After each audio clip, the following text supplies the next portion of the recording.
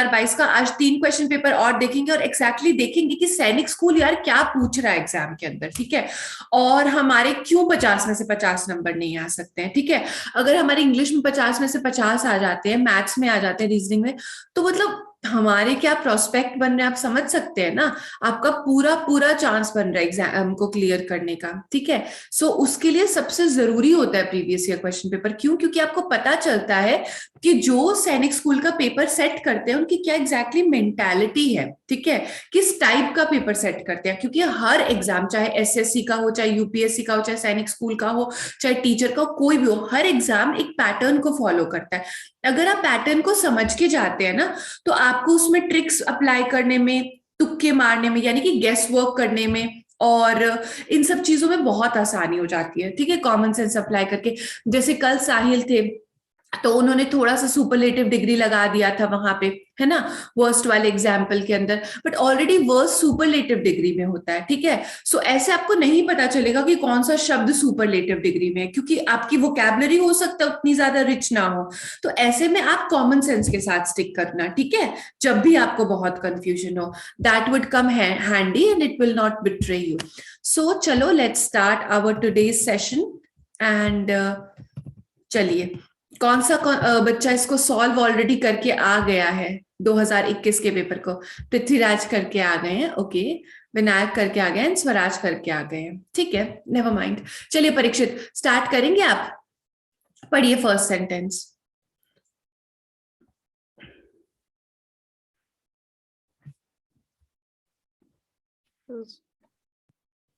Hmm. From the very first, humans had well with the Greek gods. Okay, बस इसका मतलब समझा दीजिए। ट्रबल, ट्र ट्र है ना, टी आर, ट्र बल, ठीक है, trouble. Ma'am, from the very first humans had trouble with the Greek gods. मतलब मैम, ह्यूमंस ने पहले ट्रबल किया ग्रीक गॉड के लिए। ओके, देखिए, फ्रॉम द वेरी फर्स्ट यानी कि बिल्कुल शुरुआत से ही ह्यूमंस हैड ट्रबल, इंसानों को दिक्कत होती थी या परेशानी होती थी, समस्याएं होती थी, किससे? ग्रीक गॉड्स से।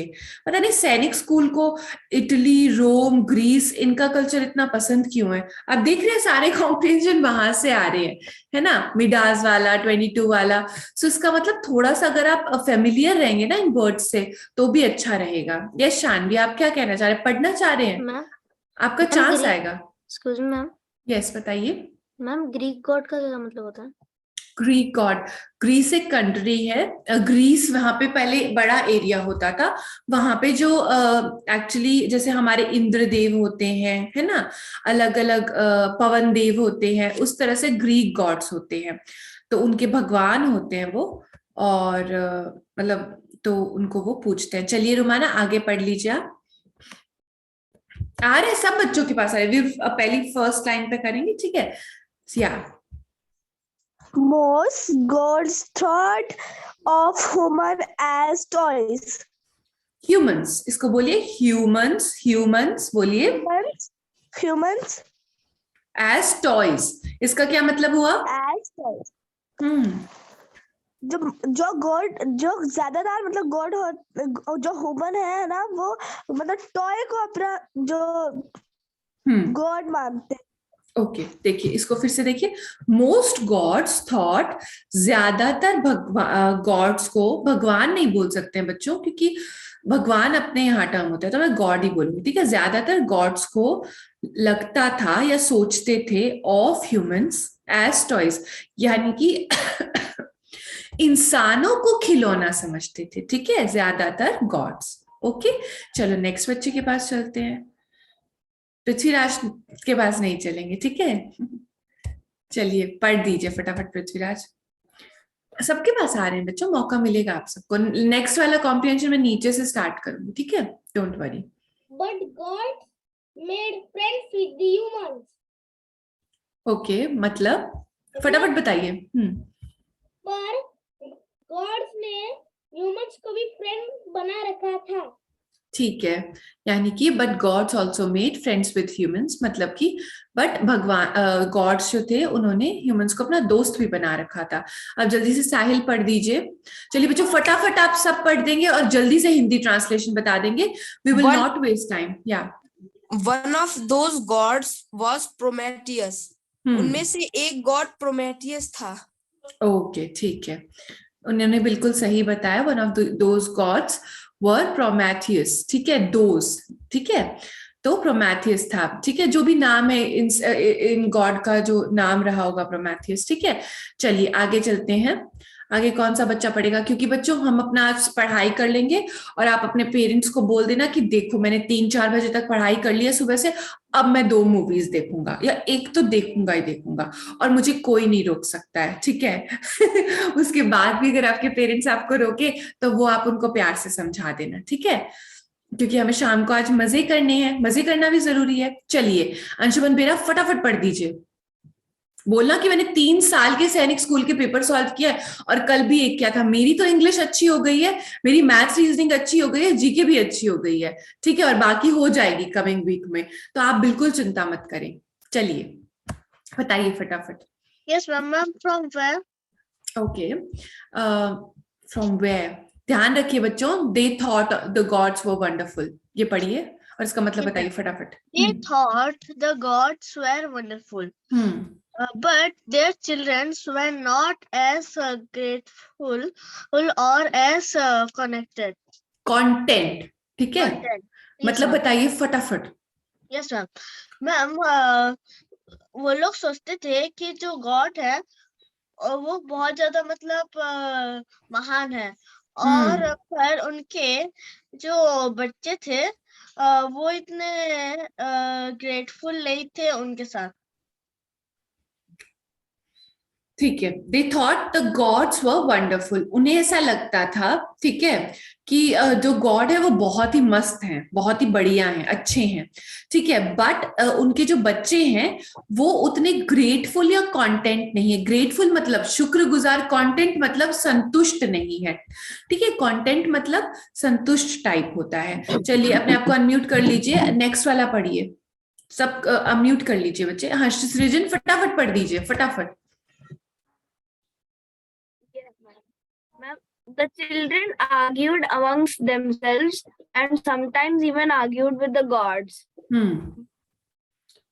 उनके बच्चे जो थे वो एक दूसरे में झगड़ा करते थे और भगवानों, कभी कभी भगवानों से भी झगड़ा कर लेते। ओके ओके ओके, ठीक है। समर्थ आप अपने आप को अनम्यूट कीजिए। देखिए यहाँ पे क्या लिखा है, but their children were not as grateful as, ये तो हमने पढ़ लिया था in content. The children argued among themselves, ठीक है, हमने पढ़ा था ना, चिल्ड्रन है प्लूरल है तो देमसेल्व्स आएगा, देमसेल्फ नहीं आएगा। ठीक है, और बच्चों जो होता है देमसेल्फ आता भी नहीं है अपनी जगह पे। ठीक है, ये बात आप ध्यान रखना। ठीक है, देमसेल्व्स ही आएगा, VES वाला ही आएगा, देमसेल्फ नहीं आएगा ज्यादातर जगह। ठीक है, देमसेल्फ तब आता है जब सिंगुलर होता है कोई चीज। ठीक है, जैसे कि हमें किसी का जेंडर ना पता हो, किसी इंसान का, मैम ऐसे थोड़ी होता है किसी इंसान का जेंडर नहीं पता हो। तो ठीक है मैं आपको बोलूं, you know what, a foreigner came outside, ठीक है, but he is thinking of himself as a, अच्छा यहाँ पे मैंने himself बोल दिया, बट मान लीजिए मुझे जेंडर नहीं पता तो मैं इसको themself भी बोलूंगी। कैसे, that मान लीजिए मैं बोलूंगी they are thinking of themselves as a superstar। ठीक है, तो यहाँ पे एक फॉरेनर है, उसका जेंडर हमें नहीं पता है। ठीक है, तो देमसेल्फ आ जाएगा वहां पे, समझ रहे हैं, देमसेल्व्स जनरली जहां भी प्लूरल आएगा, और ज्यादातर आपके एग्जाम में प्लूरल में ही दिया होगा कोई चीज। ठीक है, यानी कि बहुवचन में, तो आप उसको देमसेल्व्स करके आना, देमसेल्फ एफ मत लगा के आ जाना वहां पे। तो ये मैंने बता दिया था ना आपको, इसका मतलब the children argued among themselves, आपस में उनके बच्चे जो है वो आर्ग्यूमेंट करते थे, बहस करते थे। ठीक है, and sometimes even argued with gods, और बहुत बार या फिर कभी कभी, आई एम सॉरी, समटाइम्स मतलब कभी कभी भगवान से भी, गॉड से भी आर्ग्यू करते थे, यानी कि बहस करते थे। अब कौन से बच्चे का चांस है? आर्यन का, फटाफट पढ़ दीजिए। समर्थ आपको नहीं मिला chance, I am sorry. Okay relax, coming to you. Ma'am मेरा तो चांस है। Okay okay, Arya Swaraj. फटाफट पढ़िए, Zeus फटाफट। was very disappointed at mankind. Zeus था जो बहुत दुखी था mankind की तरफ। ओके ओके ओके, ठीक है, मैं इसका मतलब आपको साथ में बताऊंगी। चलिए आर्यन आप बताइए फटाफट। He decided to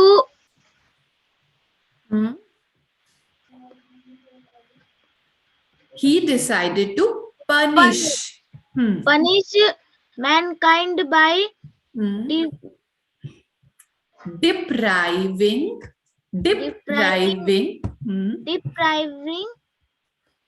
them of a very important tool, fire. Okay, मतलब मैम उन्होंने डिसाइडेड मतलब उन्होंने फैसला किया to punish mankind. Punish mankind मतलब इंसानों को सजा देने का फैसला किया। कैसे? Bye depriving. डिप्राइविंग का क्या मतलब होता है? किसी चीज से वंचित रखना, किसी चीज को देने से उसको रोक देना। जैसे आपको बहुत ज्यादा शुगर खानी है और मैं आपको डिप्राइव कर दूं, मैं आपको बोलूं नहीं आप नहीं खा सकते हो, ठीक है, तो मैं आपको डिप्राइव कर दिया। डिप्राइव मतलब कमी कर देना किसी चीज की, ठीक है, तो उसको उससे इस चीज से वंचित रख देना, उसको ना देना वो चीज। तो डिप्राइव कर दिया उनको, किससे? A very important tool, fire से, ठीक है, very good. Zeus was very disappointed at mankind, ठीक है, तो वो बहुत इंसानियत के प्रति बहुत ही ज्यादा डिसअपॉइंट हो गए थे, ठीक है, यानी कि बहुत निराश हो गए थे कि यार ये कैसे है, सब लड़ते रहते हैं और बहस करते रहते हैं। अब आगे कौन सा आगे पढ़िए, कौन सा बच्चा पढ़ेगा? फटाफट स्वराज पढ़ दीजिए। आ रहे हैं, आपका चांस है ना विनायक? हाँ बताइए।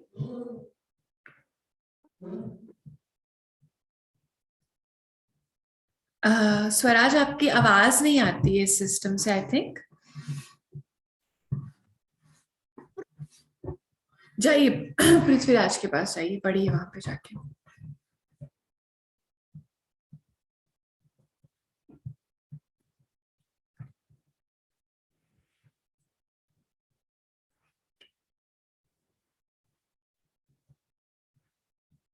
Yes. Let me ask her, let me unmute. Yeah. Prometheus felt sorry for his human friend. Meaning? Prometheus को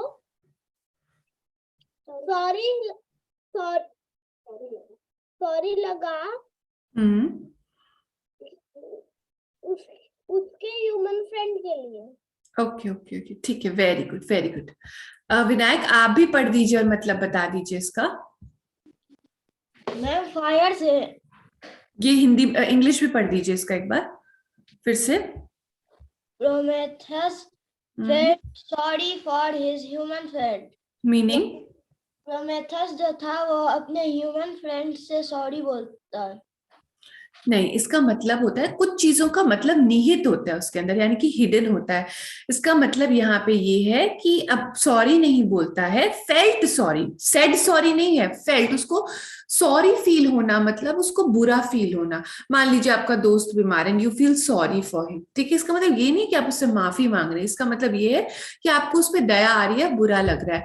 तो ऐसा ही कुछ हाल जो था वो प्रोमेथियस का था टुवर्ड्स हिज ह्यूमन फ्रेंड्स, ठीक है। Let's see who will be the next one। Vinayak Chaudhary फटाफट पढ़ दीजिए। Fire was important for many things such as heat and cooking. आग बहुत ही ज्यादा जरूरी थी गर्मी के लिए और खाना बनाने के लिए। वेरी गुड, एक्सीलेंट एक्सीलेंट, बहुत बढ़िया। देखिए बच्चों, आप ये मत समझिएगा कि सिर्फ आप कॉम्प्रिहेंशन पढ़ रहे हैं, यहाँ पे आप स्पेलिंग भी कर रहे हैं, यहाँ पे आप एंटोनिम सिनोनिम भी कर रहे हैं। कैसे कर रहे हैं मैम एंटोनिम सिनोनिम? क्या कह रहे हो आप? अरे देखो, जब मैं आपको कोई भी शब्द का मतलब बताती हूँ, ठीक है, जैसे कि डिप्राइविंग है, ठीक है, तो अब आपकी डिप्राइविंग का अगर एंटोनिम आएगा, ठीक है, डिप्राइविंग का एंटोनिम क्या होगा? टू गिव समथिंग, ठीक है, टू गिव समबडी समथिंग, या फिर कुछ इसी टाइप का वर्ड होगा सिनोनिम से रिलेटेड, ठीक है, यानी कि एंटोनिम, ठीक है। और सिनोनिम क्या हो सकता है डिप्राइविंग का? टू टेक अवे, ठीक है। तो हो गया ना एंटोनिम सिनोनिम, और स्पेलिंग भी हो गई डिप्राइविंग की, आपने देख ली। अब इसमें कुछ डबल कुछ आ जाए, मान लीजिए आर डबल आ जाए, तो आप सही स्पेलिंग करके आ सकते हो ना, इसलिए don't underestimate these things. Yeah Ayushman Sharma, welcome to the class, बताइए फटाफट, आगे बढ़िए। Yes, ma'am. Prometheus stole a lightning bolt from Zeus and gave it to mankind. Very good. Meaning? Ma'am ये जो प्रमोटर्स है वो एक लाइटनिंग बॉल्ट को स्टॉल कर लेता है जेजस, और Jesus Jesus, okay. Ma'am GS को वो देता है मैनकाइंड। नो मैम, वो जीजस स्टॉल कर लेता है और मैनकाइंड को देता है। ठीक है, ग्रेट, आप म्यूट कर लीजिए। देखिए, fire was very important for many things, यानी कि आग बहुत जरूरी थी बहुत सारी चीजों के लिए। कितना सिंपल है, सामने लिखा है कैसे, कौन सी चीजें, हीट और कुकिंग के लिए, ठीक है, ये तो आप समझ ही गए होंगे, गर्मी के लिए और खाना पकाने के लिए। प्रोमेथियस जो थे उन्होंने चुरा लिया, स्टोल लिखा, स्टोल अ लाइटिंग बोल्ट, ठीक है। तो लाइटिंग बोल्ट टाइप की कोई चीज, देखिए लाइटिंग से भी फायर होती है ना, हमने क्या पढ़ा था, अर्ली ह्यूमंस जब आपस में पत्थर को ऐसे करते थे, ठीक है, फ्रिक्शन जनरेट करते थे, तो उसमें से स्पार्क निकलता था, उससे वो कुछ आग जलाते थे। तो वहां से कुछ लाइटिंग बोल्ट जैसा उन्होंने जियस से चुरा लिया, क्योंकि उन्हें क्या था, ऊपर लिखा था ना कि जियस को दया आ रही थी, प्रोमेथियस को दया आ रही थी, felt sorry for his human friends, इसलिए उन्होंने लाइटिंग बोल्ट चुरा लिया, ठीक है, और उसे मैनकाइंड को यानी कि इंसानों को दे दिया। लास्ट लाइन कौन सा इंटेलिजेंट बच्चा पढ़ देगा मेरे लिए? रुमाना तो पढ़ चुकी है, स्वरा पढ़ेंगे, ओके, अब उनका चांस है। Yes Swara. That's when man discovered fire.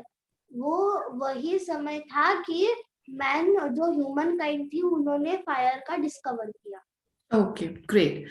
तो उसी समय आग का आविष्कार हुआ, ठीक है, वेरी गुड, ठीक है, that's when man discovered fire. Now Priyam का चांस है, पढ़िए प्रियम, ये वाला जो सेंटेंस है, मैं आपको अनम्यूट करती हूँ। Zeus was furious as Prometheus had defied Zeus. कोई दिक्कत नहीं। Zeus furious हुआ कि उसे गुस्सा आया कि उसने चोरी क्यों करा। ओके, ग्रेट, आप अपने आप को म्यूट कर लीजिए, अच्छा बताया है आपने, बहुत अच्छा। देखिए, जियस वॉज फ्यूरियस, अब फ्यूरियस एंटोनिम सिनोनिम और स्पेलिंग में भी आ गया, अगर फ्यूरियस में डबल आर आ जाए तो क्या करके आएंगे आप? नहीं करके आएंगे, ठीक है। तो जियस जो था वो फ्यूरियस मतलब गुस्सा आ गया उसको, ठीक है। एज, अब भाई गुस्सा नहीं आएगा, आप मुझसे मान लीजिए कोई चीज चुरा लीजिए, मान लीजिए मेरी घड़ी चुरा लें आप, तो मुझे भी तो गुस्सा आएगा ना, तो जियस को भी गुस्सा आया, फ्यूरियस हो गए वो, ठीक है। As Prometheus had defied Zeus, defied का क्या मतलब होता है? किसी की आज्ञा का उल्लंघन करना या किसी की बात को ना मानना, जो कि आप अपने पेरेंट्स के साथ या फिर मैं भी अपने पेरेंट्स के साथ ज्यादातर करते हैं, क्योंकि हम उनके बच्चे हैं, ठीक है। तो डिफाइड मतलब किसी की आज्ञा को ना मानना, किसी की बात को ना मानना। तो डिफाइड, अब आपका अगर एंटोनिम सिनोनिम आए तो भी आप इसको कर सकते हैं, ठीक है। डिफाइड का क्या सिनोनिम होगा? यस स्वर, आप क्या कहना चाह रही हैं? Ma'am can I read again? Okay, you can read again. पहले हम बाकी बच्चों को फटाफट चांस दे देते हैं, ठीक है। तो जैसा कि मैं बोल रही थी कि डिफाइड का क्या मतलब होता है कि किसी की बात को ना मानना, ठीक है। ही इज नॉट ओबेइंग मी, ठीक है। तो डिफाई का एंटोनिम हो गया ओबे, ठीक है। और इसका सिनोनिम आप सोचिए क्या हो सकता है डिफाइड का, अगर हमें सिनोनिम देखना है, यानी कि कोई बात आपकी नहीं मान रहा है, ठीक है, नॉट एग्रीइंग हो जाएगा, नॉट लग रहा है इसके आगे, नॉट ओबेइंग, नॉट एग्रीइंग, ठीक है, इस तरह से, चलिए अब हम कौन से बच्चे का चांस है, फटाफट आदर्श आप पढ़ना चाहेंगे नेक्स्ट लाइन? आदर्श यस, पढ़ देंगे आप नेक्स्ट लाइन हमारे लिए? फटाफट पढ़ दीजिए जरा। यस, यहाँ पे है ये वाली लाइन जो है। मैम स्क्रीन नहीं दिखाई दे रही मैम हमें। ओके, ये अभी दिखाई दे रही है आपको? No ma'am. ओके ओके ठीक है, बाकी बच्चों को स्क्रीन दिखाई दे रही है आपको बच्चों? ओके आदर्श आप थोड़ा चेक कर लीजिए, अगर आपको फिर भी दिक्कत आ रही है तो आप क्लास को एक बार एग्जिट करा करो बच्चों। जब आपको ऐसी कोई टेक्निकल फॉल्ट आए ना, तो वो ऐप के अंदर कुछ कुछ सॉफ्टवेयर रिलेटेड चीजें होती है। आप अपना फोन को जो है होम स्क्रीन पे जाके, ये लेफ्ट वाला जो बटन होता है ना, राइट वाला एक्चुअली, या फिर अगर आप ऐसे फोन रखेंगे तो लेफ्ट हो जाएगा, तो ऐसे रखते आप उसको रिफ्रेश कर दिया करो सारे टैब्स को, ठीक है? और फिर से ऐप के अंदर जाओगे तब आपका प्रॉब्लम सॉल्व हो जाएगा। चलिए संजू पढ़ दीजिए फटाफट। अंशुमन बेहरा को चांस दे दिया था ना हमने। संजू का वीडियो ऑफ है। चलिए शानवी आप पढ़िए। Shanvi is doing some creative work, highly creative.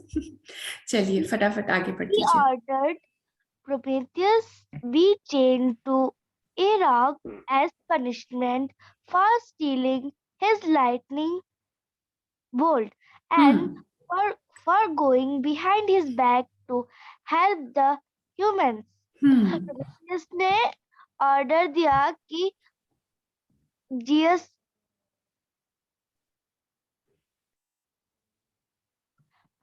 ने ऑर्डर किया कि प्रोमेथियस को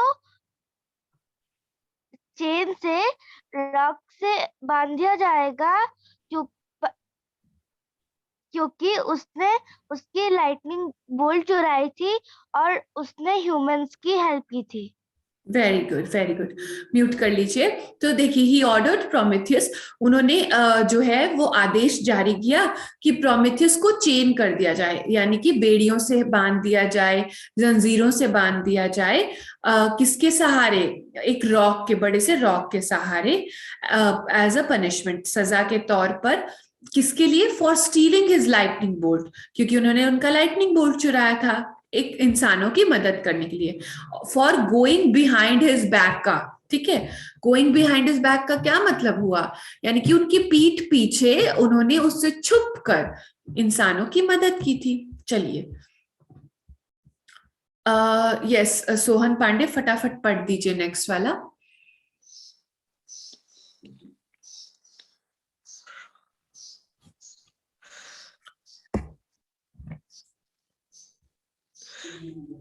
Prometheus even more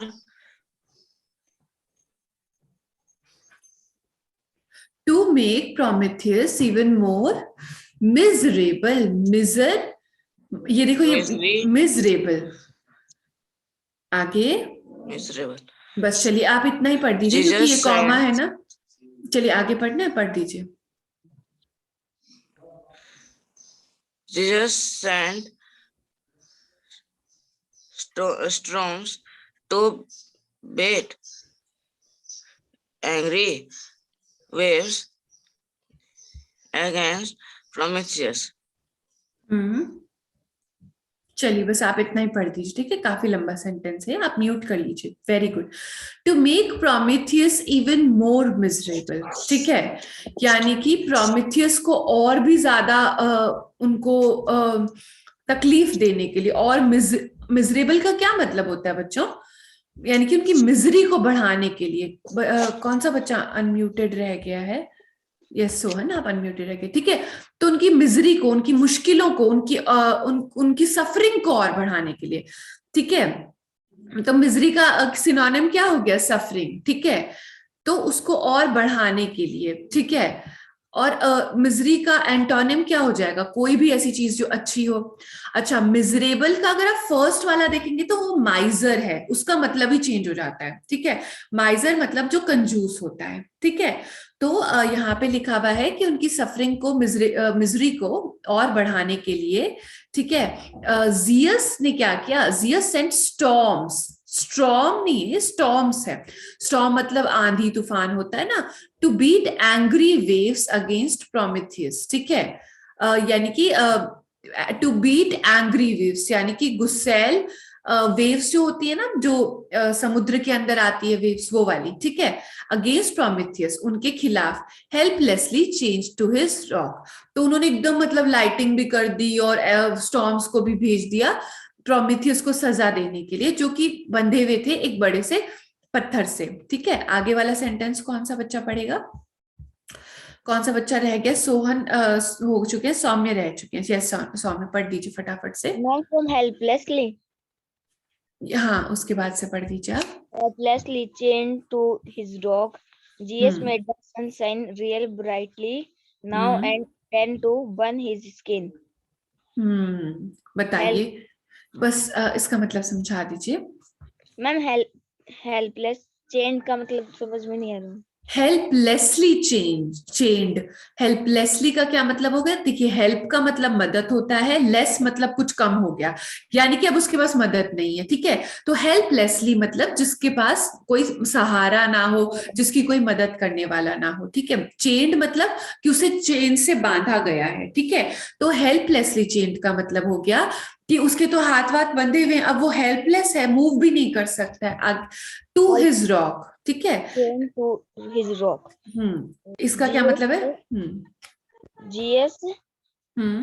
जीएस ने sunshine made sunshine real brightly.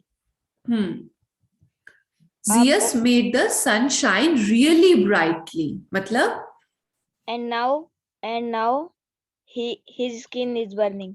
Okay, great great, अच्छा बताया आपने। म्यूट कर दीजिए। देखिए, जियस ने क्या किया? मेड द सन शाइन, उन्होंने सूरज को शाइन करवा दिया, ठीक है। रियली ब्राइटली मतलब कि सूरज तो ऑलरेडी ब्राइटली शाइन करता है, ठीक है। ब्राइटली का क्या मतलब होता है? दो वाले ब्राइट होते हैं, एक लाइट वाला ब्राइट होता है, एक स्टूडेंट वाला ब्राइट होता है, ठीक है। इज अ ब्राइट स्टूडेंट मतलब कि बहुत तेज विद्यार्थी है, ठीक है। शाइनिंग ब्राइट मतलब रोशनी बहुत, the bulb is shining very bright, ठीक है। तो ब्राइटली का सिनोनिम क्या हो गया? जैसे कि अगर स्टूडेंट के कॉन्टेक्स्ट में आए तो इंटेलिजेंट भी हो सकता है ना। और अगर मान लीजिए लाइट के कॉन्टेक्स्ट में आए तो भी कुछ उसी टाइप का हो सकता है, मतलब कि कुछ तेज शाइन कर रहा है, ठीक है। और इसका एंटोनिम क्या हो गया? डिम, ठीक है। डिम लाइट के कॉन्टेक्स्ट में, स्टूडेंट के कॉन्टेक्स्ट में भी। और स्टूडेंट के कॉन्टेक्स्ट में डिम के अलावा और क्या हो सकता है? Not so good in studies, poor in studies, ठीक है, वीक इन स्टडीज, ये सब हो सकता है। तो देखिए, ब्राइटली का एंटोनिम सिनोनिम, अब स्पेलिंग भी देख लीजिए इसकी, ठीक है। तो जियस ने सूरज को भी चमकाया और जोर जोर से, ताकि जियस की स्किन को भी बर्न हो, ठीक है। तो मतलब एकदम वो पनिश कर रहे हैं उनको। नेक्स्ट वाला सेंटेंस कौन सा बच्चा रह गया है? आदर्श का कुछ वीडियो का प्रॉब्लम चल रहा है। विश्वजीत पटेल, आप अपना ऑन कर सकते हैं। आदर्श, आप एक बार ट्राई कीजिए, हो रहा है क्या? फटाफट कर लीजिए।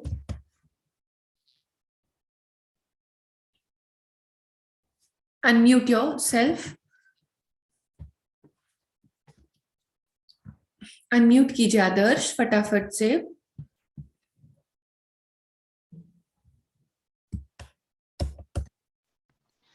Yes, ma'am.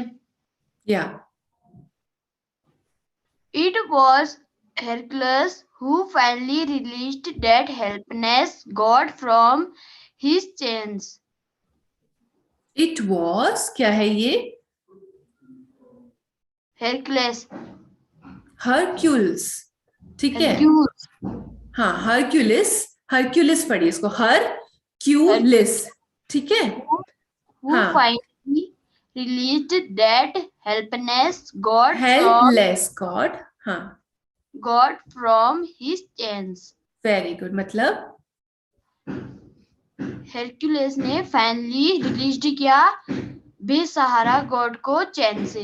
Very good. Release मतलब क्या होता है? छुड़वा दिया, ठीक है, ठीक है, वेरी गुड। टू रिलीज मतलब किसी चीज को छोड़ देना, टू बाइंड मतलब किसी चीज को बांध लेना, ठीक है। तो हरक्यूलिस आए और उन्होंने जो हेल्पलेस बेसहारा गॉड थे, जो कि यहाँ पे जियस है, उनको छुड़वा दिया चेन से, ठीक है। यहाँ पे तो बच्चों में आपको कॉम्प्रिहेंशन पहले आपके प्रैक्टिस के लिए, स्पेलिंग्स के लिए, एंटोनिम्स के लिए, हर चीज के लिए पढ़ा रही हूँ, एक्सेंट के लिए, है ना। बट आप एग्जाम में क्या करोगे, फटाफट जाके सबसे पहले क्वेश्चंस पढ़ना एग्जाम के अंदर, ठीक है। इस तरह से आप पहले कॉम्प्रिहेंशन मत पढ़िएगा, ठीक है। सो आई थिंक सब बच्चों को चांस मिल गया, और बाकी बच्चों ने, विश्वजीत ने, वेदांत ने शायद पढ़ लिया है, कुछ अनित ने, अंश ने अपना वीडियो ऑन नहीं किया है। चलिए अब इसका आंसर बता दीजिए मेरे को फटाफट। अपने फिंगर्स के इशारों से बताएंगे तो हम फटाफट 3 क्वेश्चन पेपर जल्दी जल्दी सॉल्व कर पाएंगे। देखिए मैं पहले क्वेश्चन पढ़ देती हूँ। Which of the following statement, इनमें से कौन सा स्टेटमेंट इज नॉट ट्रू। अब यहाँ पे ज्यादातर बच्चों आपको एग्जामिनेशन प्रेशर में गलती हो सकती है, तो जरूर देख लेना कि ट्रू लिखा है या नॉट ट्रू लिखा है, ठीक है। इनकरेक्ट नहीं लिखते हैं वो, या फिर मतलब लिख भी देते हैं, बट नॉट ट्रू इसलिए लिखते हैं ताकि आपका प्रेजेंस ऑफ माइंड चेक करे वो, ठीक है।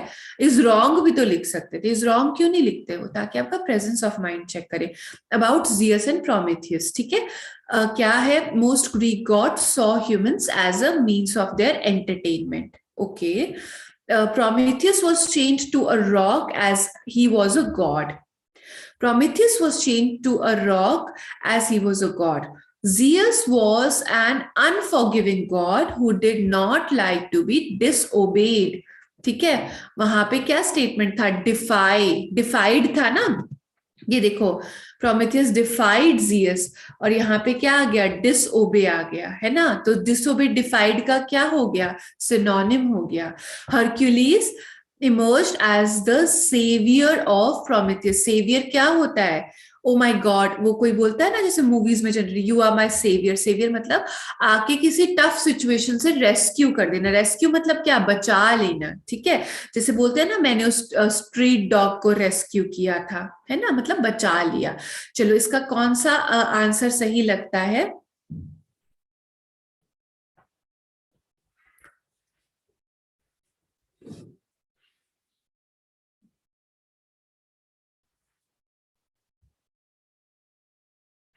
टू लगता है बच्चों को, वेरी गुड। चलिए आप बिल्कुल सही बता रहे हैं। देखिए, Prometheus was chained to a rock as he was a god. Prometheus को इसलिए चेन नहीं किया था, although he was a god, obviously he was a god, ठीक है, बट उनको चेन करने का कारण ये नहीं था कि वो गॉड थे। उनको चेन करने का कारण था कि उन्होंने डिसोबे किया था, डिफाई किया था, ठीक है, जियस को। This was the reason. अब ये बता दीजिए फटाफट, why was Zeus angry and disappointed at humans? क्यों थे वो गुस्सैल, I mean गुस्सैल नहीं थे बिल्कुल, गुस्सैल बोलना मतलब कि वो हमेशा ही गुस्से में रहते थे। क्यों गुस्सा थे वो, या निराश थे, क्यों थे निराश। They kept first है, they kept asking him for fire, क्योंकि इंसान उन्हें उनसे आग की मांग करते रहते थे, फायर की मांग करते रहते थे, हीट के लिए और कुकिंग के लिए। The humans misused his lightning bolt. The humans were quarrelsome, ये पता नहीं क्या होता है, and did not respect the gods। देखिए quarrelsome, ठीक है, तो समझ नहीं आ रहा। चलिए थोड़ा कॉमन सेंस अप्लाई करते हैं। क्वारल क्या होता है, लड़ाई करता है जो, ठीक है, मतलब जहां पे लड़ाई हो रही हो तो उसको क्वारल बोलते हैं। फाइट, तो फाइट क्या हो गया, क्वारल का एक सिनोनिम हो गया, ठीक है। और बॉनहोमी और ब्रदरहुड क्या हो गया, एंटोनिम हो गया। तो क्वारलसम थे ह्यूमंस, मतलब लड़ाई करते थे, and did not respect the god. क्या ये सही है, let's see. The humans were not intelligent enough to discover the fire. तो किस लिए डिसअपॉइंटेड थे, आपको क्या लगता है, बताइए। I'll give you a minute for those who are still thinking. अंश, सब बच्चे ध्यान देंगे। रुमाना आइए आप भी ध्यान दीजिए, काम आएगा हमारे बच्चों पढ़ाई किया। और चलिए फटाफट ध्यान देंगे इस पे।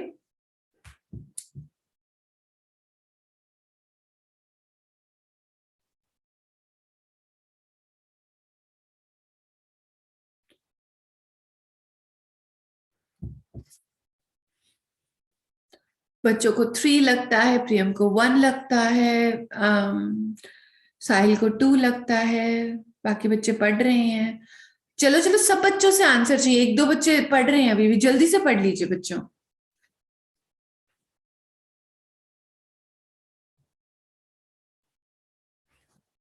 ठीक है, now I will tell you the answer. देखिए 3 के अलावा कौन सा आंसर मिल रहा है मुझे, लेट मी सी। अमरमणि आपको डाउट है? हाँ, आपको डाउट है अमरमणि? तो आंसर बताइए फटाफट। 4 लग रहा है आपको अमरमणि? चलिए लेट्स सी द आंसर। 2 लग रहा है आपको, ठीक है, नेवर माइंड।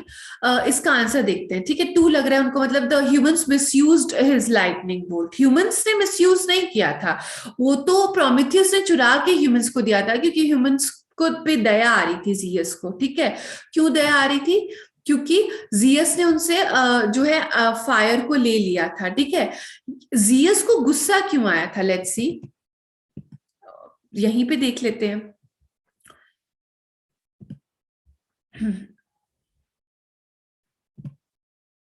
देखिए, Zeus was very disappointed at mankind, ठीक है, ये ऊपर आएगा। और देखिए, क्योंकि the children argued among themselves and sometimes even argued with God, ठीक है। तो आर्ग्यूड मतलब क्या होता है? आर्ग्यू मतलब एक तरह से क्वारल करना भी हुआ, है ना। Zeus was very disappointed at mankind. तो यहाँ पे इसका मतलब क्या होता है बच्चों, कि यहाँ पे आर्ग्यू को क्वारल से वैसे एक तरह से देखा जाए तो रिप्लेस कर दिया गया है, ठीक है। बट यहाँ पे मोस्ट सटीक उत्तर भी यही होगा, सी, ठीक है, कि the humans were quarrelsome and did not respect the gods, इसके लिए उनको गुस्सा आया हुआ था, ठीक है। Let's move forward.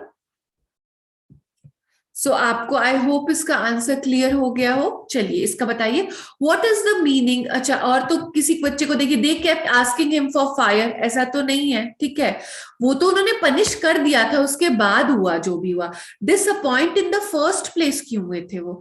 The humans misused, ये भी नहीं है, ठीक है। वो तो जब उन्होंने उनके पास था ही नहीं फायर, तब उन्होंने चुराया था ना lightning bolt. Humans were not intelligent enough to discover fire, ये तो बिल्कुल भी गलत हो गया।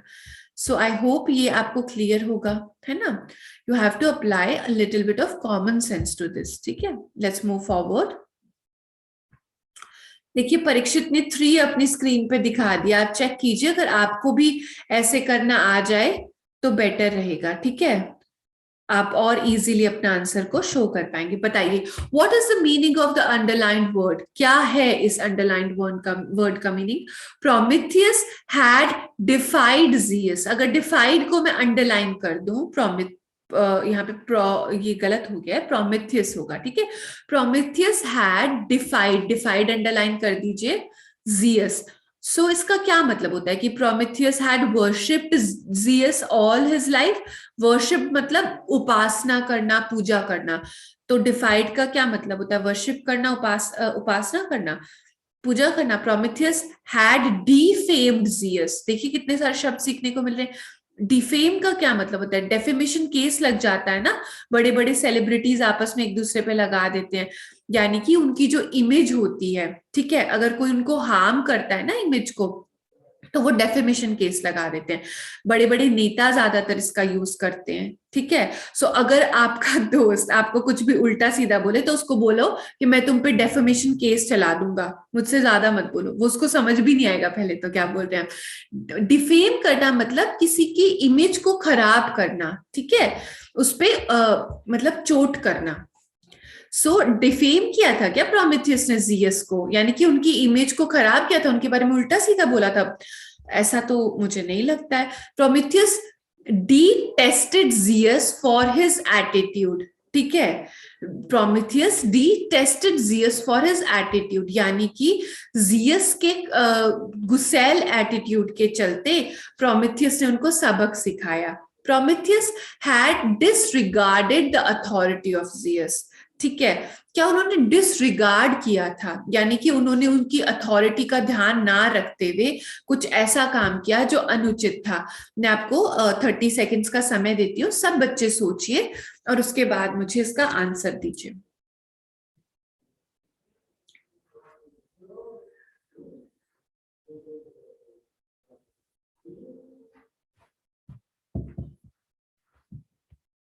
सब बच्चों का आंसर आया? पढ़ रहे हैं अभी भी बच्चे? पढ़िए बच्चों, सोचिए। क्योंकि ये आपका कहीं सामने लिखा नहीं है, ये एक पैराग्राफ से, इस पूरी स्टोरी से आपको जो समझ आ रहा है ना, उसका मतलब है। तो आप सोचिए, मैं आपको और 30 सेकेंड्स का समय देती हूँ, क्योंकि इसमें काफी सारे शब्द भी हैं। I want everybody to answer this question.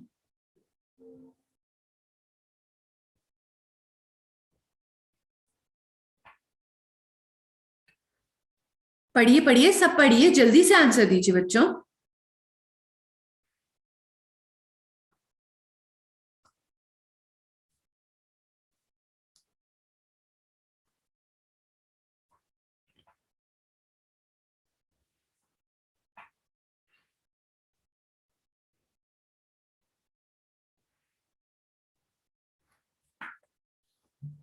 ठीक है, अभी तक जितने बच्चों ने दिया है। स्वरा, आपका आंसर क्यों नहीं आया? रुमाना, क्या हुआ? अंश, आप भी आंसर दीजिए। चलिए, सब बच्चे आंसर दीजिए, ठीक है। वेदांत ने देखिए अपना आंसर दिखा दिया, and he is sitting so relaxed. उन्होंने 4 दिखा दिया है, and now he is sitting. आप भी ऐसा करके देखिए, परीक्षित और वेदांत ने जो किया है, साहिल ने भी कर दिया है, अभी उनका हट गया है फॉर सम रीजन। सृजन ने भी कर दिया। This is a good way, I think इससे काफी क्लैरिटी मिल जाएगी। सब बच्चे देखिए, प्रियम ने भी कर दिया है। ट्राई कीजिए if you can do this. Yes, देखो, so let's see the answer to this question. तो देखिए, सिंपल सी बात है, पहला देख लेते हैं। सबसे पहले बात, Prometheus had worshipped Zeus for all his life. अगर किसी ने किसी की पूजा की है, इस वजह से वो डिफाई तो नहीं हो सकता। डिफाई का मतलब क्या होता है कि मतलब उसका बात को ना मानना, ठीक है, यानी कि उसकी बात को मना कर देना, उसकी बात को रिफ्यूज कर देना, ठीक है। इसका क्या वर्ड हो जा सकता है? और रेजिस्ट भी हो सकता है इसका एक शब्द। रेजिस्ट का क्या होता है? I am resisting this thing. Resisting मतलब किसी चीज को रोकना, जैसे कि रेजिस्टेंस होता है ना हमारे फिजिक्स में, जो इलेक्ट्रिक करंट को तेजी से पास होने से रोकता है, उस तरह से। ज्यादा कंफ्यूज नहीं करूंगी। प्रोमेथियस हैड डिफेम्ड ज़ीयस, ये भी नहीं था बेचारा। प्रोमेथियस तो अच्छा था, कहाँ डिफेम कर रहा था वो? डिफेम मतलब उसकी इमेज खराब करना, ज़ीयस की। Prometheus detested Zeus for his attitude, यानी कि उनके एटीट्यूड की वजह से उनको जो है उनको नीचा दिखाना, ठीक है। Prometheus had disregarded the authority of Zeus, ठीक है। डिसरिगार्ड किया था क्या प्रोमेथियस ने अथॉरिटी ऑफ ज़ीयस को?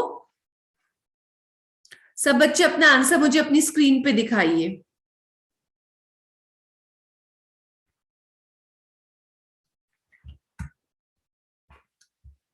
ठीक है, देखिए, अब जितने बच्चों का आंसर आया है वो आ गया है। तो अब देखिए, हमें ये पता है कि वो अच्छे थे प्रोमेथियस, ठीक है। तो इसका मतलब ये दोनों तो बिल्कुल भी नहीं होगा, ठीक है। और क्योंकि ये तो एकदम ही कॉमन सेंस के वे में रॉन्ग है। ये वाला बिल्कुल किया ही नहीं था प्रोमेथियस ने, डिफेम बिल्कुल नहीं किया था ज़ीयस को। डिटेस्टेड मतलब ऐसा भी नहीं है कि वो नापसंद करते थे ज़ीयस को, या फिर मतलब उनको कोई हेट थी ज़ीयस के प्रति, ठीक है। उनको कोई मतलब नहीं था ऐसा ज़ीयस से, वो तो इंसानों की मदद करे थे। इसी के चक्कर में उन्होंने डिसरिगार्ड किया था ज़ीयस को की अथॉरिटी को, यानी कि उन्होंने लाइटनिंग बोल्ट चुरा लिया था। तो डिसरिगार्ड किया ना। आप अपने पापा के पर्स से 10 रुपए ले लें तो आप अपने पापा की अथॉरिटी को डिसरिगार्ड करेंगे ना। ठीक वैसे ही ज़ीयस की अथॉरिटी को प्रोमेथियस ने उनका लाइटनिंग बोल्ट लेके डिसरिगार्ड किया था। तो इसका ये वाला करेक्ट हो जाएगा। कॉमन सेंस अप्लाई कीजिएगा, आपका आंसर आ जाएगा, ठीक है। तो बच्चों, हमने सब शब्दों का मतलब देख लिया। वर्शिप्ड का मतलब देख लिया, ठीक है। वर्शिप्ड का मतलब आपने देख लिया। एक होता है बच्चों ब्लास्फेमस वर्ड, ठीक है। उसका मतलब होता है कि जैसे किसी भगवान की या किसी बहुत ही भगवान तुल्य, गॉड के तुल्य मतलब गॉड के तुल्य कोई हो, उनको आप अगर डिसरिस्पेक्ट करें या फिर अगर आप उनकी इमेज को नुकसान पहुंचाए, ठीक है। तो ये भी एक वर्ड आप याद रख सकते हैं, ठीक है। मुझे वर्शिप से याद आया, ठीक है। और डिफेम का मैंने आपको बता दिया है कि इमेज को, देखिए आप कैसे याद रखेंगे। फेम होता है ना कि एक्ट्रेस को फेम चाहिए होता है, एक्टर्स को फेम चाहिए होता है। फेम मतलब क्या होता है? फेम मतलब एकदम उनको पॉपुलैरिटी मिल जाती है, तो उसके आगे डी लगा देंगे, यानी कि उनकी पॉपुलैरिटी को, उनकी जो एकदम हाई वाली रिस्पेक्ट है, उसको एकदम खराब कर देना। डिटेस्टेड मतलब एक तरह से होता है कि किसी को हेट करना, नापसंद करना, ठीक है। तो इसका लाइक भी एक एंटोनिम हो सकता है, डिटेस्टेड का लाइक एंटोनिम हो सकता है, और डिटेस्टेड का सिनोनिम क्या हो सकता है, हेट, ठीक है, हेट, ठीक है। अब डिसरिगार्ड भी मैंने आपको बता दिया, डिसरिगार्ड यानी कि किसी की अथॉरिटी को ना समझना और उनकी अथॉरिटी को डिफाई कर देना, ठीक है, उनकी अथॉरिटी का ख्याल ना रखते हुए कोई काम कर देना। अब देखिए आगे बढ़ते हैं, हमने काफी कुछ सीख लिया एक कॉम्प्रिहेंशन से, जो कि आपके एग्जाम में आ सकता है। इससे आपकी ऑल्टरनेटिव थिंकिंग भी डेवलप हो रही है, जिससे आप बहुत शार्प हो जाएंगे, ठीक है, और आपके एग्जाम में बहुत मदद होगी आपकी। इंग्लिश में मुझे लगता है आप सब बहुत अच्छी पोजीशन में, आप बहुत अच्छा स्कोर कर सकते हैं। The news is all dash the internet, तो इसका भी जरा मुझे फटाफट से बता दीजिए। सब बच्चों को मैं 30 सेकेंड्स का समय देती हूँ। ये तो बच्चों पूरे टाइम अगर आप थोड़ा बहुत YouTube भी देखते हैं और अगर आप दूसरी कंट्रीज का कॉन्वर्सेशन सुनते हैं तो मतलब ये बहुत जगह यूज होता है वर्ड, जो इसमें प्रीपोजिशन यूज हो रहा है। सो लेट मी सी, बच्चों का 3 आंसर आ रहा है mostly. Okay great, shall we move forward? सब बच्चों का आया? Devarshini, welcome to the class. आप भी देखिए इसका क्या आंसर हो सकता है। Okay, everybody thinks it's 3। चलिए बहुत अच्छी बात है। तो यस बच्चों, the news is all over the internet, ठीक है, ऊपर तो बैठेगी नहीं न्यूज इंटरनेट के, ठीक है, थ्रू द इंटरनेट मतलब उसके अंदर से होके भी कुछ नहीं करेगी। नेवर द इंटरनेट तो बिल्कुल ही गलत हो गया, ओवर द इंटरनेट, ठीक है, ये तो इजी था। We studied about the dash Roman, oh my, the होगा, ठीक है इसका, we studied about the Roman empire in school, ठीक है, मैंने गलती से आपको इसका आंसर बता दिया है, इसका आंसर होगा सी, ठीक है। ऑब्वियसली कोई भी इंपॉर्टेंट चीज होती है तो उसके लिए द यूज करते हैं। ये देखिए इसका बता दीजिए, there was no one else in the room dash Colin, तो यहाँ पे एक्सेप्ट है, एक्सेप्ट है, ठीक है, ये सही शब्द नहीं है, आप जैसा कि देख सकते हैं, ये बच्चों बिल्कुल गलत शब्द है, ठीक है। तो एक्सेप्ट है और एक्सेप्ट है, ये दोनों सेम कैसे हो गए? Let me check.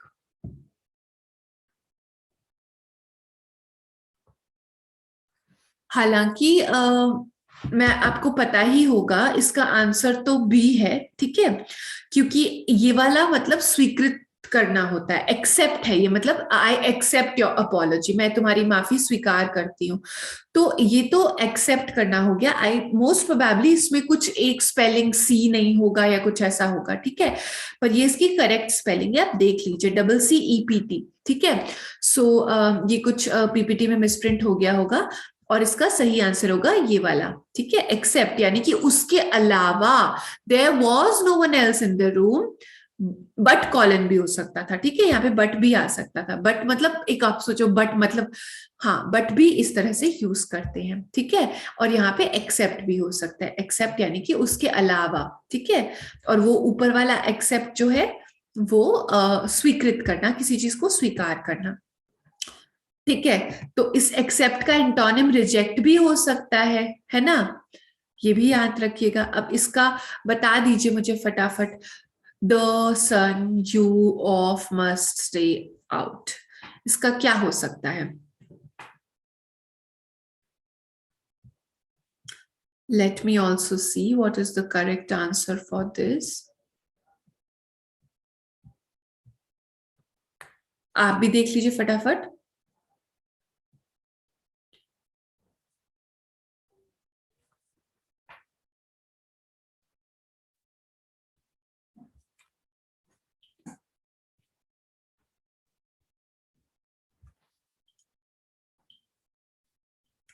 चलो सब बच्चे कर लो जल्दी जल्दी इसको, लिख आया सबका आंसर? जिसका नहीं आ रहा है वो नोटबुक में लिख के देखो, कल आपको बताया था ना मैंने कि आपको अगर नहीं आए तो फटाफट से ऑर्डर लिख लिया करो अपनी नोटबुक में, ऐसे सेंटेंस बना के, ठीक है, दिमागी रूप से करोगे ना, वर्बली मतलब विदाउट राइटिंग तो ज्यादा टाइम लगेगा, कंफ्यूजन हो सकता है, गलत।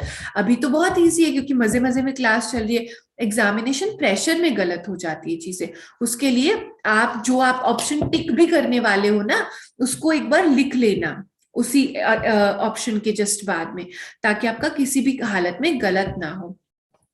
तो बच्चे सही बता रहे हैं, इसका आंसर 3 है। ठीक है, क्यों 3? देखिए, B you, D must, E stay out, C of sun, you must stay out of सन।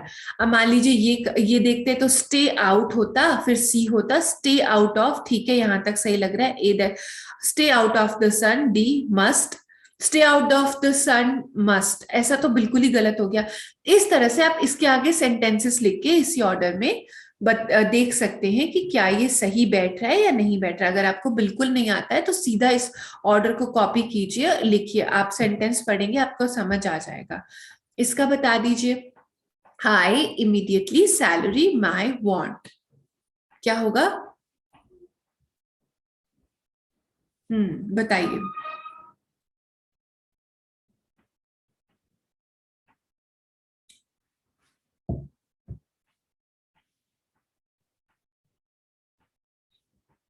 हमें बाकी बच्चों की तरफ ध्यान नहीं देना है, हमें अपना देखना है। ठीक है, किसी को ज्यादा आता है, किसी को नहीं आता है, किसी ने पहले से सॉल्व कर रखा है, उससे हमें नहीं, हमें सिर्फ अपने आप से मतलब है। हमारा कंपटीशन खुद से है, कल हमें आज से बेहतर होना है। ठीक है, कुछ बच्चों ने 2 दिखाया है, प्रियम ने 3 दिखाया है।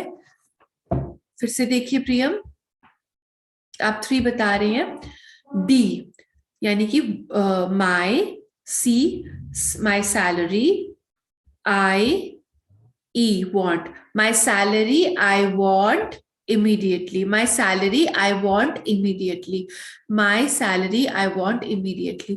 क्या ये आपको अच्छा लग रहा है? इसका देखिए, I want, डी देखिए, my salary immediately, I want my salary immediately अच्छा लग रहा है या my salary I want immediately अच्छा लग रहा है? I want my salary immediately ज्यादा अच्छा लग रहा है ना, तो इसका क्या होगा? 2। ठीक है, बी। ओके प्रियम, इजीली कर लेंगे, आप बस लिख लीजिएगा उसको अपने ऑप्शन के आगे, तो it will get more easier and you will not. देखो बच्चों, ये आपको आ जाएगा। आप सैनिक स्कूल से जब एग्जाम देके घर पे आओगे ना वापस, इसको सही कर दोगे, वहां आप गलती करके आ सकते हो, which I really really don't want and I am afraid of. तो इसके लिए मैं आपको बोल रही हूँ कि जो ऑप्शन आपको सही लगता हो ना, मान लीजिए आपको यहाँ पे बी सही लगता है, ठीक है, आप प्लीज उसको दिमाग में मत कीजिएगा, एक बार उसको इसके आगे जरूर लिख लेना। ठीक है, ताकि गलती से भी आप गलती ना करके आओ। ठीक है, क्योंकि एग्जामिनेशन प्रेशर में इस तरह के कंफ्यूजिंग से पैटर्न्स लेके मिस्टेक हो जाती है। एक बार बस उसको इसी पैटर्न में सामने लिख लीजिएगा, उसके बाद आप उसको टिक कर देना और आंसर OMR में सही मार्क कर देना। ओके आर्यन, आपको डाउट है कोई? ओके बताइए, फटाफट से बता दीजिए। मैम ये ब्रैकेट में ए, मैम इसका समझ में नहीं आता कि कौन सा फर्स्ट होगा या कौन सा ए होगा। ओके ये ए है, मतलब कि आई जो इन्होंने लिखा है, हर शब्द को इन्होंने ABCD से डिनोट कर दिया है। ठीक है, तो आई को इन्होंने ए मान लिया, यानी कि अगर आई सबसे पहले आएगा, अगर ए लिखा है, यहाँ पे ए लिखा है, इसका मतलब आई सबसे पहले आएगा। यहाँ बी लिखा है यानी कि इमीडिएटली सबसे पहले आएगा। यहाँ डी लिखा है यानी कि माई को सबसे पहले लगाएंगे। मतलब आई जहां लगेगा उसको ए दिखा दिया इन्होंने। आपको कुछ समझ आया? Yes ma'am. Okay great, let's move forward. फटाफट से ये बताइए, डू एज डायरेक्टेड, जैसा बताया गया वैसा प्लीज कर दीजिए। There are some diseases that are inherited, कुछ ऐसी बीमारियां होती है जो कि इनहेरिट होती, इनहेरिट मतलब जो वंशागत चलती है। ठीक है, यानी कि आपके वंश में चलती है, यानी कि आप अपने एंसेस्टर्स से, अपने पेरेंट्स से इनहेरिट करते हैं, विरासत में लेते हैं। विरासत में वैसे तो अपन दौलत लेना चाहते हैं, पर कभी कभी विरासत में बीमारियां भी ले लेते हैं, यानी कि कुछ डिजीजेस, आसान भाषा में कहूं तो जेनेटिक होते हैं। तो देखिए, identify the kind of noun, ये तो मैंने बहुत आपको डिटेल में समझा दिया। इनहेरिटेड बच्चों मतलब अब आप समझ गए होंगे। जस्ट इन केस देख लीजिए, इसमें कोई डबल टी डबल आर नहीं है, अगर इसमें एंटोनिम सिनोनिम आ जाए तो भी कर सकते हैं आप। इनहेरिटेड मतलब क्या, जो आप लेते हैं, ठीक है, अपने एंसेस्टर्स से। एंसेस्टर्स कौन, पूर्वज, ठीक है। सो बताइए इसका, diseases is a proper noun, diseases is an abstract noun, diseases is a collective noun, diseases is a common noun. ये तो हमने बच्चों इतना ज्यादा पढ़ा है कि मैं आपको क्या बताऊं। इसका आपको क्या लगता है, फटाफट से सब बच्चे आंसर कर देंगे अपने। कोई बच्चा किसी को कॉपी नहीं करेगा, हमारा कंपटीशन खुद से, ठीक है। बच्चों को 4 लगता है, ठीक है। तो आपने बिल्कुल सही बताया है, डिजीजेस होगा एक कॉमन नाउन, क्योंकि यहाँ पे कोई प्रॉपर डिजीज तो बोला नहीं कि पार्किंसंस डिजीज है, एक पर्टिकुलर टाइप का डिजीज होता है, ठीक है, तो वो प्रॉपर हो जाता। और फीलिंग तो कोई है नहीं disease, I am very sick, तो ठीक है, सिक फीलिंग हो सकती है, ठीक है, आई एम फीलिंग सिक भी फीलिंग हो सकती है, बट डिजीजेस कोई फीलिंग टाइप तो लग नहीं रही, और कलेक्टिव नाउन नहीं है ये, ठीक है। So it is a common noun. Let's see now this question.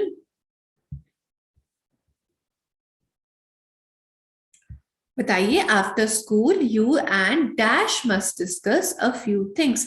कौन सा प्रोनाउन लगाएंगे आप इसमें, कौन सा सही लगता है बच्चों आपको, सोच लीजिए।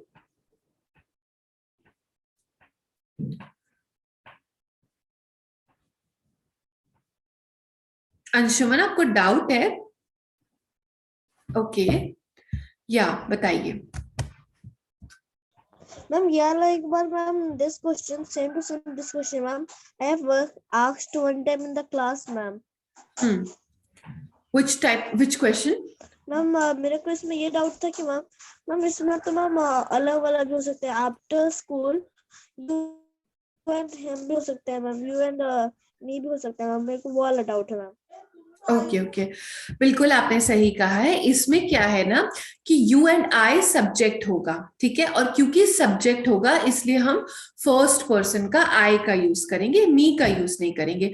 अगर आई ऑब्जेक्ट प्लेस में होता तो वो मी हो जाता, इसलिए यू एंड आई करेंगे। पर अगर इतना आपको एग्जाम में याद ना रहे तो आप आसान भाषा में, जब भी आपको लगे कि मोदी जी या फिर सबसे इंपॉर्टेंट जो सेंटेंस के किरदार हैं, ठीक है, यानी कि जो सब्जेक्ट हैं, उसमें आप हमेशा आई लगा के आना, ठीक है।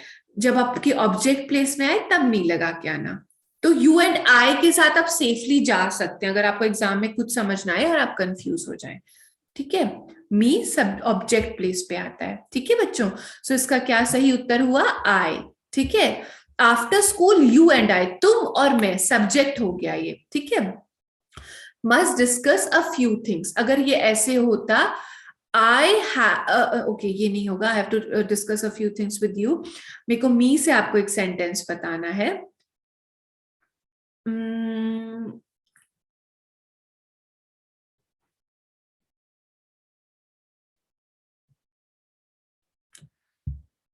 He wanted to go out with me, ठीक है, यहाँ पे मी ऑब्जेक्ट हो जाएगा, ठीक है। He wanted to go out with I नहीं होगा यहाँ पे, क्योंकि यहाँ पे जो फर्स्ट पर्सन है यानी कि मैं, वो ऑब्जेक्ट प्लेस पे है, तो he wanted to go out with me हो जाएगा। यस साहिल, क्या कहना चाह रहे हैं आप? मैं भी एक सेंटेंस बनाऊं क्या मैम मी से? बनाइए, फटाफट से बना दीजिए। Ma'am this book belongs to मी।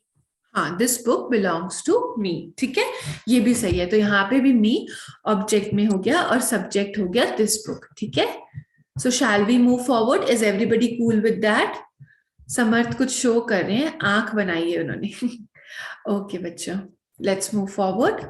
ये बता दीजिए, ये हो गया था ना, yes.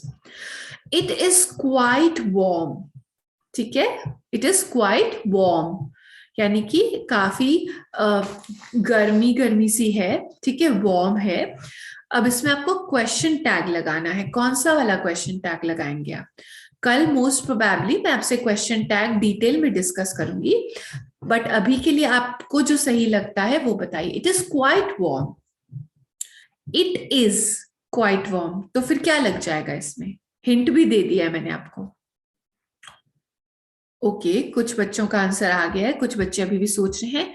It is quite warm यानी कि अभी की बात हो रही है, तो वॉजंट इट तो बिल्कुल भी नहीं आएगा, ठीक है। इट इज क्वाइट वार्म ये पॉजिटिव में है और आपको क्वेश्चन बनाना है, ठीक है। सो इसमें क्या आएगा? मोस्ट प्रोबेबली नेगेटिव होना चाहिए ये, है ना। पॉजिटिव के साथ हम क्या लगाते हैं? नेगेटिव। सो क्या हो जाएगा? और इज इट इज है तो यानी कि अभी प्रेजेंट टेंस की बात हो रही है, isn't it. It is quite warm, isn't it, ठीक है। इसका ऑप्शन होगा सी, ठीक है। जिसको थोड़ा बहुत कंफ्यूजन है कल आपका दूर हो जाएगा। Leave your bags at the gate, ये क्या दे रहा है? क्या ये कुछ डिक्लेयर कर रहा है कि leave your bags at the gate? कोई चीज को डिक्लेयर कर रहा है ये, या फिर ये कोई फीलिंग बता रहा है कि leave your bags at the gate, या फिर ये कोई क्वेश्चन पूछ रहा है, या फिर ये कोई इंस्ट्रक्शन दे रहा है? बताइए। इंस्ट्रक्शन का कल मैंने आपको बताया था ना, कौन सा सेंटेंस होता है इंस्ट्रक्शन में? कौन सा सही लगता है? अभी भी बच्चों का आंसर नहीं आ रहा, देखिए फिर से देखिए। डिक्लेरेटिव में क्या होता है? दिस इज माई पेन, ठीक है, दिस इज माई पेन, ठीक है, ये हो गया declarative. I am going to the movie, declarative हो गया, ठीक है। Are you going to a movie, question हो गया, इंटेरोगेटिव हो गया। Ah the movie was very nice, exclamatory हो गया, या फिर wow this is such a nice movie, exclamatory हो गया। तो अब कौन सा बचा? इंपेरेटिव, मतलब कोई इंस्ट्रक्शन देना हुआ, get me a glass of water, ठीक है। सो ये हो गया imperative. Leave your bags at the gate, क्या ये कोई इंस्ट्रक्शन दे रहा है कि तुम अपने बैग्स को दरवाजे पर छोड़ के आ जाओ? क्या आपको लग रहा है ये इंस्ट्रक्शन है? मुझे तो लग रहा है। तो इसका क्या हो जाएगा? फर्स्ट हो जाएगा। क्यों? क्योंकि इंस्ट्रक्शन है, इंपेरेटिव हो जाएगा। ये देखते हैं आपको समझ आ गया ना बच्चों? हम आगे चल सकते हैं ना? सेंटेंसेस क्लियर हुए आपको? चलो ग्रेट। अब इसका बता दीजिए, नियर द इक्वेटर, इक्वेटर होता है ना, आपको पता होगा, सब बच्चों को इक्वेटर पता है ना?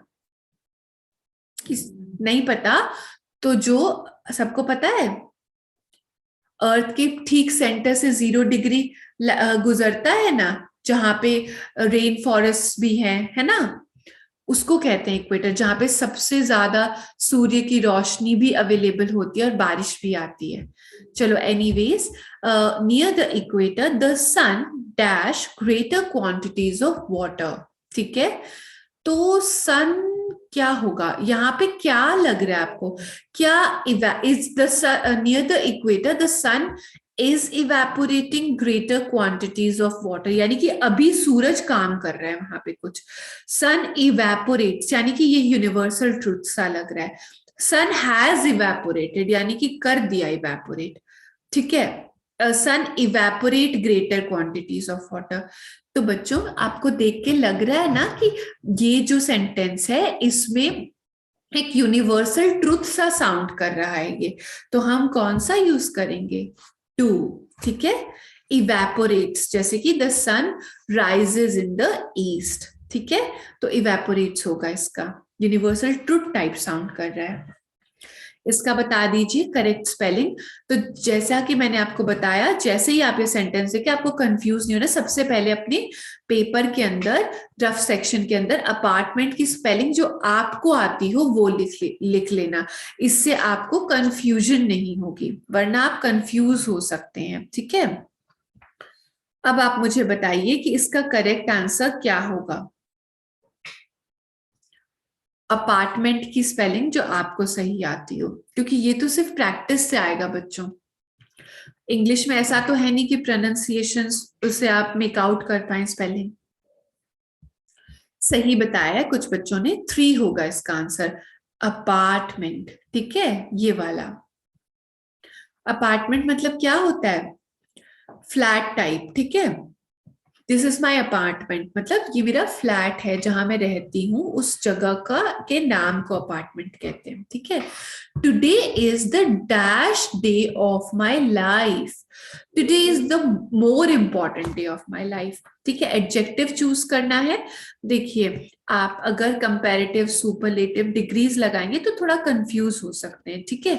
आप कोशिश कीजिएगा कि आप थोड़ा सा इसको पहले कॉमन सेंस से सॉल्व करना, उसके बाद आप डिग्रीज भी लगा सकते हैं। Today is the more important day of my life, क्या दो चीजों के बीच में कंपैरिजन हो रहा है? मुझे तो दो चीजें नहीं दिख रही है यहाँ पे। Today is the less important day of my life ना, today is the important day of my life. मुझे तो ऐसा लग रहा है कि आज के दिन को पूरी लाइफ से कंपेयर किया जा रहा है, तो ऐसे में कौन सी डिग्री लग जाएगी बच्चों? सुपरलेटिव, तो फोर्थ हो जाएगा इसका करेक्ट आंसर, ठीक है।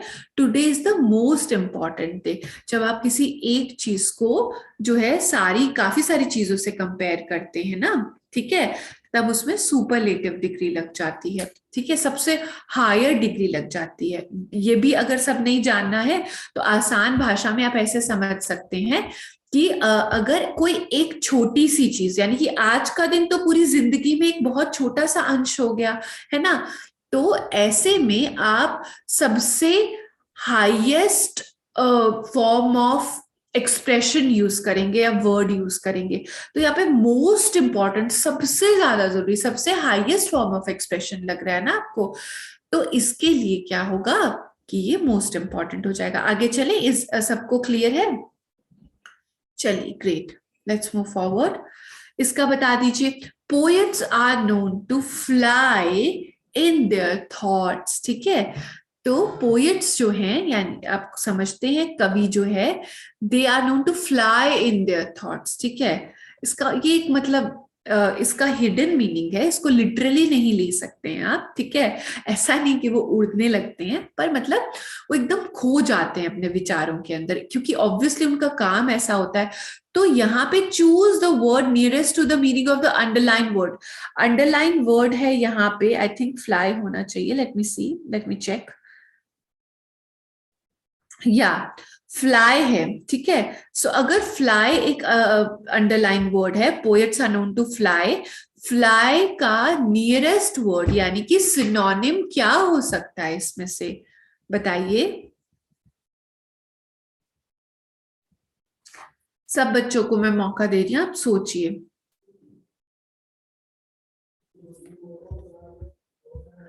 I want answer from everybody. चलिए कोई दिक्कत नहीं है, इसका आंसर कुछ बच्चों ने सही बता दिया है, इसका आंसर होगा सी, ठीक है, सोर, ठीक है। सोर भी ऐसा ही शब्द होता है, इसका भी मतलब होता है कि फ्लाई करना, ठीक है, खो जाना, इसी तरह का ये शब्द होता है। और इसको बोलते हैं सावर, ठीक है, सावर। मैम ये इसको सावर कैसे बोल सकते हैं? अब बोलते हैं बच्चों। और ये हो गया श्योर, ठीक है। सावर मतलब होता है जैसे कि हम वहां पे एसिड बेस में पढ़ते हैं ना, सावर एंड बिटर, ठीक है। तो बिटर मतलब कड़वा होता है और सावर मतलब खट्टा होता है, ठीक है। तो ये तो सावर है, और ये वाली स्पेलिंग सावर की हो गई, ये श्योर हो गया, ठीक है। ये सोर हो गया, ठीक है, माय थ्रोट इज सोर, ठीक है, मतलब ऐसे पकड़ गया है गला। सोर, ये वाला जो सोर है, SOAR, ठीक है, ध्यान से देख लीजिए, इसका मतलब होता है टू फ्लाई, ठीक है। चलिए आगे चलते हैं। Choose the most appropriate option, which of the following options is the meaning of the word exhausted, ठीक है। एग्जॉस्टेड का मैंने आपको 2-3 बार बता दिया, अब आप आई होप मुझे इसका करेक्ट आंसर देंगे। मैं आपको 30 सेकेंड्स देती हूँ, फटाफट देख लीजिए एग्जॉस्टेड का क्या हो सकता है।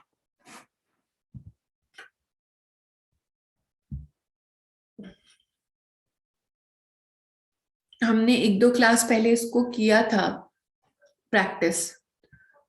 चलिए ग्रेट, इसका 4th होगा आंसर, ठीक है। वेरी टायर्ड, एग्जॉस्टेड मतलब आई एम वेरी एग्जॉस्टेड यार, I can't go to the movie, मतलब मैं बहुत ही थक गई हूं, ठीक है। एग्जॉस्टेड मतलब थक जाना, बहुत थक जाना, ठीक है। ये इसका सिनोनिम हो गया।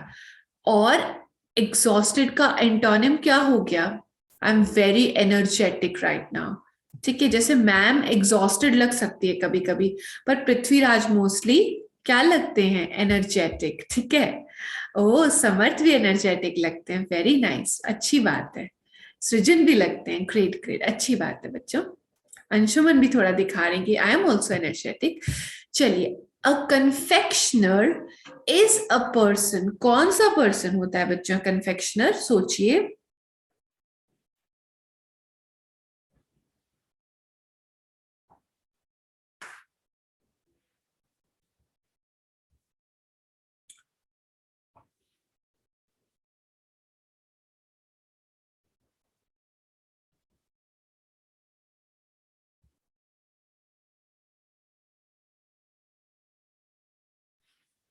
चलिए, इसका आंसर तो सिंपल सा है, जिसको आता है उसको आता है, और जिसको नहीं आता है वो मतलब आप इसको बहुत गेस वर्क कर नहीं सकते हैं। तो कन्फेक्शनर उस इंसान को बोलते हैं जो कि स्वीट्स को सेल करता है। ठीक है, इसका 3 हो जाएगा answer.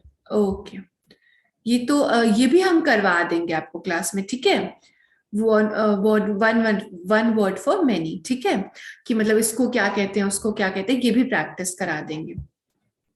Since you have more problem in these kind of sections and lesser problem with grammar sections, so we will be preferring more in the coming week. ठीक है, 1 से लेकर 7 जनवरी तक हम आपको यही सब कराएंगे, ग्रामर उतना नहीं कराएंगे, क्योंकि अभी आपको 7 days के अंदर सबसे इंपॉर्टेंट टॉपिक्स कराने। The captain dash along with the players, तो इसमें बताइए कौन सा होगा।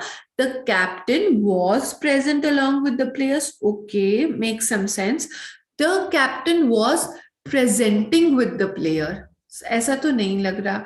The captain has been presenting with the player. Has been, have been presenting और has been presenting. तो आपको इसका क्या लगता है बच्चों?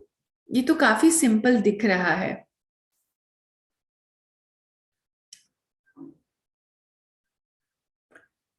वन लगता है, 3 लगता है प्रियम को। ओके, चलो, ज्यादातर बच्चों को 1 लगता है। देखो बच्चों, 1 ही होगा इसका। अगर हम देखें, the captain have been presenting with the players, ठीक है, तो कैप्टन एक है। ठीक है, अगर यहाँ पे प्लूरल होता तो कुछ समझ आता। सबसे पहले तो इसमें सिंगुलर यूज होगा। ठीक है, हैव नहीं हो सकता।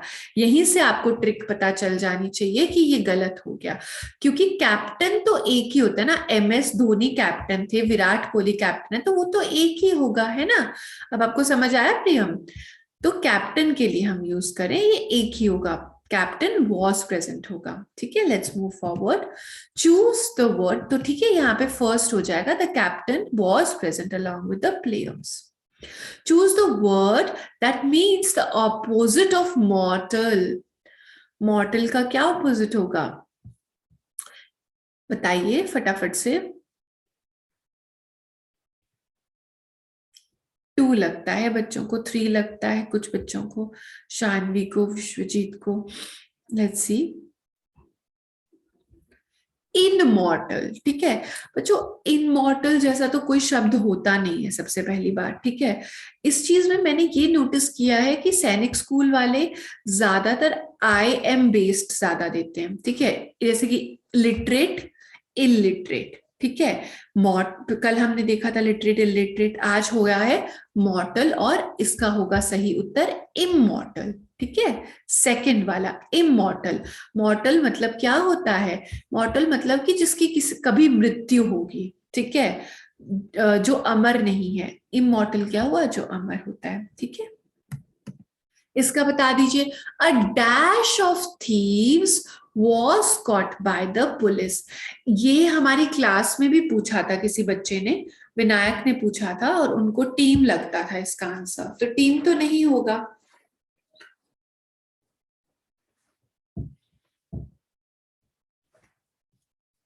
ठीक है, चलिए, क्या हुआ स्वराज, आपको डाउट पूछना है, बोलिए क्या बात है, बताइए। मैम, हमारे स्कूल में तो गैंग ऑफ थीव्स बोला था। आपके स्कूल में गैंग ऑफ थीव्स बोला था, पर गैंग तो यहाँ पे है नहीं, तो क्या हम सैनिक स्कूल के टीम के पास चलें कि आपने ज्ञान क्यों नहीं दिया? देखिए बच्चों, क्या होता है कि ग्रुप्स जो होते हैं, बहुत सारे शब्द ऐसे होंगे जो ग्रुप्स को बता देंगे, ठीक है? तो आपको कंफ्यूज नहीं होना, आपको सामने जो 4 शब्द दिए हैं उसी में से एक शब्द आपको फाइनलाइज करना है, मोस्ट एप्रोप्रिएट बताना है, ठीक है? सो पैक ऑफ थीव्स होता है, ओके? तो गैंग ऑफ थीव्स भी सही है, but most appropriate here is pack of thieves. Swarm हमने किसका पढ़ा था? इंसेक्ट्स का ग्रुप पढ़ा था ना। टीम तो बहुत सारी चीजों की टीम हो सकती है, क्रिकेट टीम, ये वो। बैच हमने क्या पढ़ा था? बैच बहुत सारी वस्तुओं का हो सकता है, यहाँ पे बी होगा पैक ऑफ थीव्स, ठीक है? अब इसका बताइए, it has become his habit to dash do his homework and then copy it from others। इसका क्या होगा? सब सारे लगा के देखिए, it has become his habit to always do his homework and then copy it from others। यानी कि उसकी आदत हो गई है हमेशा अपना होमवर्क करने की और फिर दूसरों से कॉपी करने की। अगर वो हमेशा खुद का होमवर्क खुद ही कर लेगा तो वो कॉपी क्यों करेगा? ये तो सही नहीं है। ऑफ्टन या फिर ऑफन, जैसे भी आप बोलना चाहें। तो अगर ऑफन लगा के देखते हैं तो it has become his habit to often, यानी कि ज्यादातर बार वो अपना होमवर्क कंप्लीट कर लेता है और फिर वो कॉपी करता है अदर से। ये भी तो सेंसिबल नहीं है। देखते हैं फ्रीक्वेंटली। फ्रीक्वेंटली मतलब कि जैसे मैं बोलूं आई ईट चॉकलेट्स फ्रीक्वेंटली, मतलब मैं काफी बार सेम चीज रिपीट होना। तो फ्रीक्वेंटली अगर वो होमवर्क करता तो वो कॉपी क्यों करता, है ना?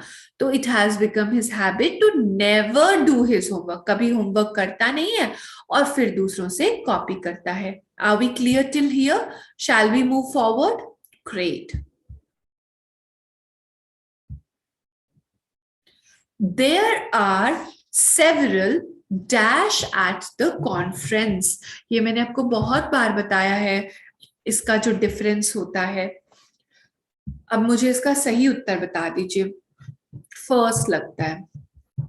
Okay great. तो बच्चों इसका होगा सेवरल वुमेन, ठीक है? बोलिए से मेरे पीछे वुमेन, ठीक है? ये हो गया वुमन। वुमन क्यों नहीं आया यहाँ पे? क्योंकि सेवरल लिखा है, यानी कि बहुत सारी थी। तो बहुत सारी एक तो नहीं हो सकती, एक इंसान बहुत सारा तो नहीं हो सकता, इसलिए several women at the conference। Several बहुत सारी के लिए यूज होता है, और ये दोनों तो गलत शब्द है लास्ट वाले, ठीक है? तो बीट अराउंड द बुश ये एक ईडियम है बच्चों। तो आपको ईडियम्स में प्रॉब्लम है क्या? मैं आपको प्रैक्टिस कराऊं या आपको प्रॉब्लम नहीं है, या थोड़ा सा प्रैक्टिस करा दूं ईडियम्स? अगर आपको लगता है करा दूं तो थम्स अप दिखाइए, अगर आपको लगता है नहीं करा दूं तो थम्स डाउन दिखाइए। विनायक को नहीं लगता है, परीक्षित को, साहिल को, काफी सारे बच्चों को लगता है कि एक बार ईडियम्स करा देते हैं।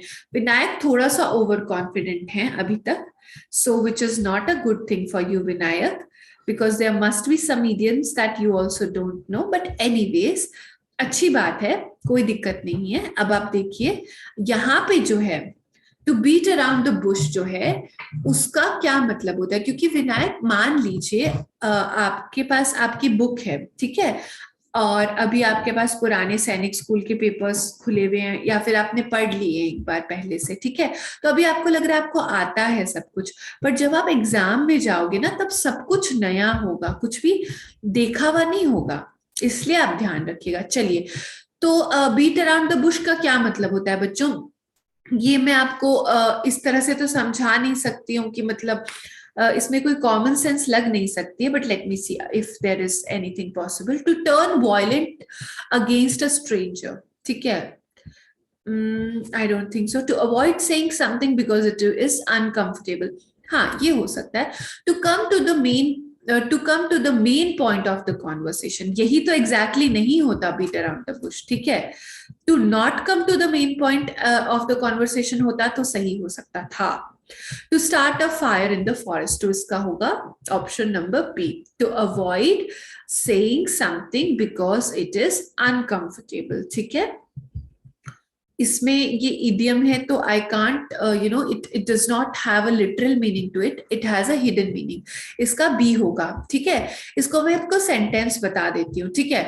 मान लीजिए मैं आपसे कोई सवाल पूछूं और कोई बच्चा हाथ खड़ा करे, मैं उसको अनम्यूट करूं और वो इधर उधर की बातें करने लगे, मैम पता है मैं स्कूल गया था और ये है, सो मैं उसको बोल सकती हूँ कि you know what, you are beating around the bush, ठीक है। यानी कि आप एक तो मेन मुद्दे पे की बात पे आ नहीं रहे हैं, और आपको जो मैंने सवाल पूछा उसका आप जवाब नहीं दे रहे because you might feel uncomfortable, ठीक है। सो ये इसका मतलब होता है। अब इसका बताइए, my father is a bookworm. इसका मतलब ये नहीं है कि आपके फादर जो है वो एक इंसेक्ट बन गए हैं सडनली, ठीक है। बुक वॉर्म का मतलब होता है किताबी कीड़ा, उनको पढ़ना पसंद है, ठीक है। He dash books to films and sports, ठीक है। सो इसमें क्या आएगा, he is prefer books to films and sports. He is prefer, मतलब ये कितना बेकार सा सेंटेंस हो गया। He prefer books to films and sports, ये ठीक लग रहा है। He prefers books to films and sports, ये ज्यादा ठीक लग रहा है। ही आर के साथ तो आ भी नहीं सकता है, ठीक है। तो इसका क्या होगा बताइए। ऐसा लगता है ना कि my father is a bookworm, ये एक यूनिवर्सल टाइप स्टेटमेंट हो गया, ये एक हमेशा वाला स्टेटमेंट हो गया जो हमेशा सेम रहेगा। जब हमेशा सेम रहेगा तो क्या आता है, एस लग जाता है, ठीक है। He prefers, okay great. तो क्या हम अब अपने नेक्स्ट पेपर पे चले बच्चों? Are we okay with it? तो चलिए, अभी तक आपको क्या लगा? हमने 2 पेपर सॉल्व कर लिए, आज का भी कर लिया, इट वाज इजी ना। अब अगर हम 7 दिन और प्रैक्टिस कर ले, थोड़े क्वेश्चन टैग, थोड़ी स्पेलिंग, थोड़े इडियम्स, थोड़े एंटोनिम सिनोनिम, तो क्या हम गुड टू गो हो जाएंगे और क्या हम एकदम मस्त वाला स्कोर कर